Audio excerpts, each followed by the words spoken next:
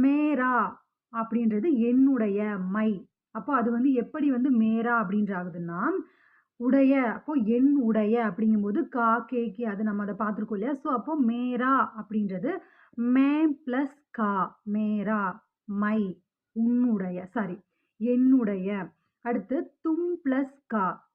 இந்த தும் இருக்கு இல்லையா? பிளஸ் கா, தும்ஹாரா அப்படின்றது யுவர், உன்னுடைய. அடுத்தது ஹம் பிளஸ் கா.